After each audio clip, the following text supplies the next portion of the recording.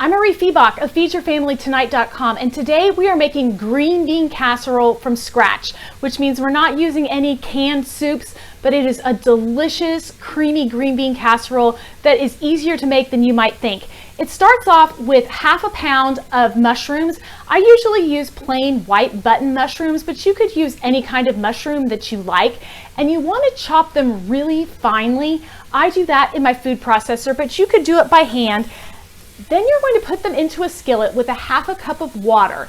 And what's going to happen is those mushrooms are going to soak up all of that water, and you're not going to see the water in the pan, but cook it over high heat. And eventually they're going to start releasing their moisture. Mushrooms are mostly water, and they will suck up more water, but as they heat, the cells are going to burst and they're going to release more moisture. You want to cook that wet mushroom mixture down until almost all of the water evaporates, and then add 6 tablespoons of butter to the pan, which is where we're at right now. So I have these finely chopped mushrooms that have been sauteing, and then I have added 6 tablespoons of butter. To that, we're gonna add 1 clove of garlic. And I like to run my garlic through just this garlic press. I find it's the easiest way to mince a clove of garlic. I'm going to add that garlic and let that cook for just a moment. Garlic burns really fast, so you want to watch this kind of quickly. You don't want to burn that garlic.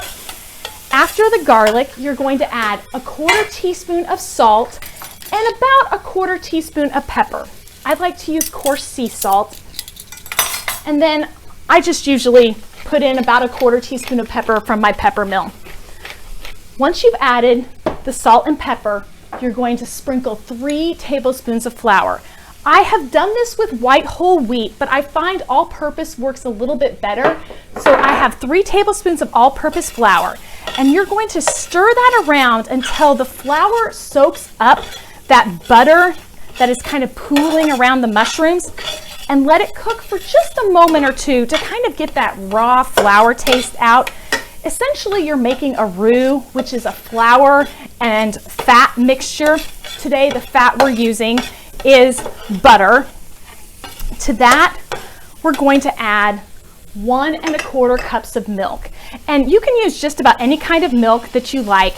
I have even done it with almond milk and used a vegan butter so that I create a vegan green bean casserole. So if you have someone coming to your celebration who doesn't eat meat or doesn't have dairy, you could totally make this vegan with vegan butter and almond milk. As you stir this in, the mixture is going to heat up and is going to thicken, and you're going to eventually add the green beans. The green beans that I am using are just a bag of frozen green beans that I have pre-cooked. You don't want to put uncooked green beans into this casserole because they'll be too crunchy. I also forgot to add a tablespoon of soy sauce. The soy sauce gives it some of that umami flavor, and it adds a little bit more salt to this mixture. This mixture is starting to thicken here, and I'm going to add 1 pound of green beans. Now, the easiest way to get the green beans is just to get the steam and bag green beans. You can just steam them straight in your microwave and mix them in. These are going to get coated in that yummy mushroom sauce, and then we're going to transfer it to a baking dish. I have an 8x8 baking dish here that I am just spraying with a little bit of cooking spray so it doesn't stick.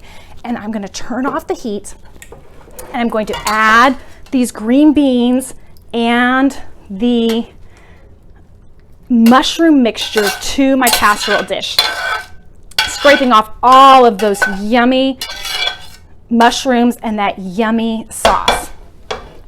Just going to spread it around the pan. The best part of green bean casserole is the crunchy topping, and I like to use French fried onions. You can get these in the grocery store. If you don't like these French fried onions, you could use some toasted slivered almonds. Both would work really, really well. I put about 1 cup of these French fried onions on top of this casserole, which is about half of a can, and you bake it at 350 degrees for 15 minutes until the onions have gotten a little bit toasted brown and everything is all bubbly inside. If you want to make this ahead, you can make everything ahead, but don't add the onions on top. put the onions on top, and you're gonna bake it for probably about 25 to 30 minutes to get it fully heated through if you make this ahead.